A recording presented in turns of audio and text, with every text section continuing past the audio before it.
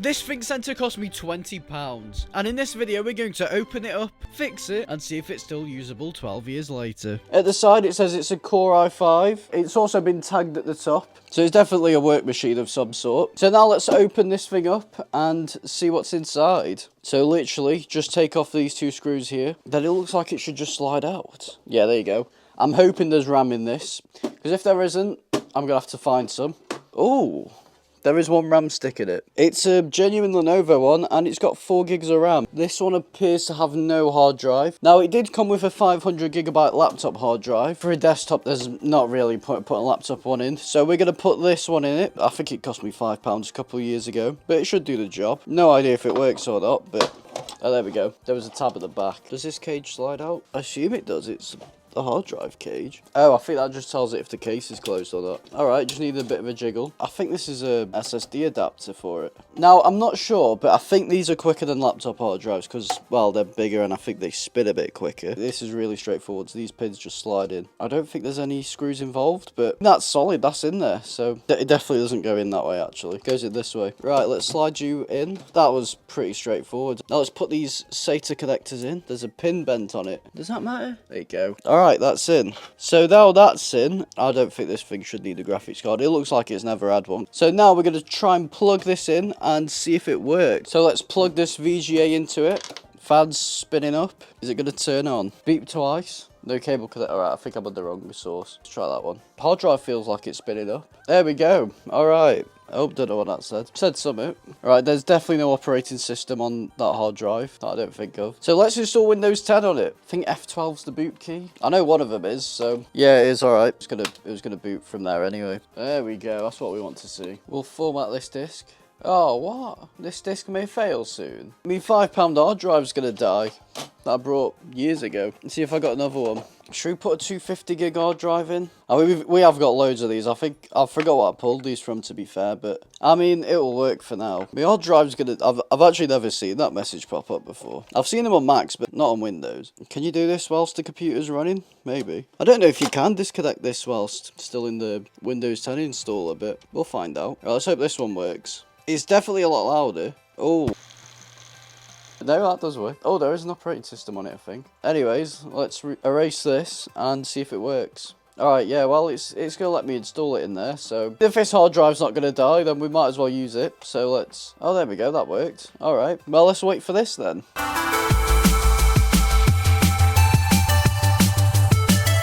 So now Windows 10 is installed on this thing, pretty much all the updates are done. What we're going to do is swap these hard drives out, then we're going to try and get Windows 11 on it. Now this computer is unsupported, but there are ways around to put it on. Let's take this dying hard drive out, and then swap it in with this one. Try not to shake it too much, because you could damage the drive doing that. And then just slide it into here. Am I missing something? Come on. Oh, there you go. Now let's plug this in, and now we can turn it back on. Can also put this down as well. To be fair, for a hard drive, it actually boots quite quick. So to install Windows 11 on an unsupported device, you'll need to download the boot installer off the internet and then literally plug it in. Alright, yeah, there we go. So this is the Windows 11 disk. So what you want to do is copy this, go into the C drive, then you want to make a new folder and call it Windows 11. Then literally just paste all that into there. So now that this is done copying, what you want to do is get YouTube open and follow this how-to video. So let's open command prompt as an administrator.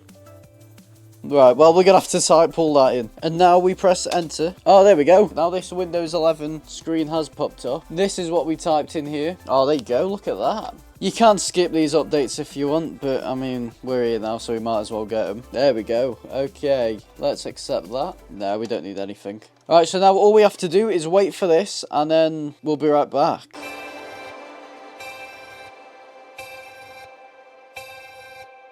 So now Windows 11 is all set up on here and updated. Before we run any benchmarks, we're going to replace the thermal paste behind this cooler because it's probably not been done in years or since it was new. So let's turn this computer off and then start unscrewing.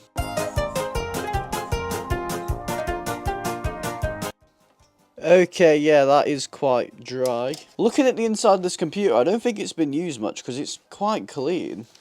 So let's just squeeze this on here. Oh, there you go. This one enters watery. Now we can literally just screw this on. I forgot to mention there's actually 2 sticks of RAM in here, so this thing has 8 gigs of RAM instead of the 4 I thought it had. So now the thermal paste has been redone, we can put this shroud back on it. Right, just jiggle it over the screws. And now we can turn this thing back on and then put the cover on it. There is some metal vibrations going on in there, I don't know if you can hear that. There you go. I fixed the issue. So now the thermal paste has been replaced, let's run some benchmarks and see how well it scores.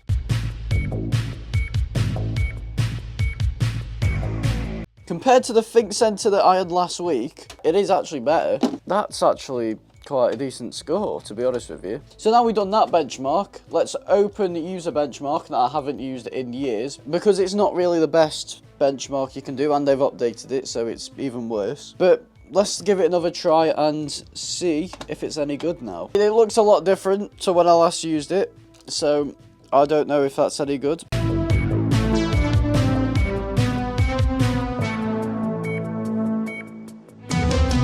So now this is complete, we're going to open this score. To be fair, that's actually quite good for one of these things. I think this drive is from like 2011 or something. It's from, I know it's from an old computer. Literally, all you need for emailing and using your computer normally is that. Well, that and that realistically, but you can replace that, can't you? So the CPU is actually quite good on this thing. I've used worse for years, so with an SSD, this thing can actually be quite usable. That's actually quite good for this. Alright, so now we know what this sort of scores. Let's see if it can play some cool maths games. I haven't been on this in ages, so they've got Cookie Clicker on here. What's this one? Oh, there's ads. Here we go, now we're talking. What are the controls? Left clicks. But what? Car insurance? Go on then. Oh no, I don't want to watch that. Hold space. This game's terrible. Have they got Fireboy and Water Girl? That's a... Oh, I can't spell. This is what we used to play in year 3. This is a 2-player game, but we can just play it by ourselves. Come on, there you go. And then, oh, see if I can try and do both at the same time. I swear that liquid used to be green. I'm stuck. You know what? It runs Fireboy and Water Girl quite well. Is there any demanding games on here? Oh, probably not, but... Oh, they've all got ads. Oh, wait, do they have Sliver.io? I mean, not Sliver, Agario. Alright, it's still a thing. Oh, there's an ad. It's just loaded all the ads. Volume's on 0. How is it playing? Oh, I've clicked on the ads. Wait, what? Which one's the real play button? Oh, it's continue. Oh my god, it literally just loads an ad and then kills you straight away because the game runs whilst this ad's on. You know what? Let's not play Agario. Name that dog. There is a sticker on this thing that I've literally just saw a couple moments ago, and it might give us the year of it. There is a date on there that says 2014. I don't know how well you can see it. There is a copyright 2013, but it's normally the other date is when it was released. So I'm going to leave it there. So thank you people for watching. Please like, subscribe, all that stuff, and we'll see you next week. Transition.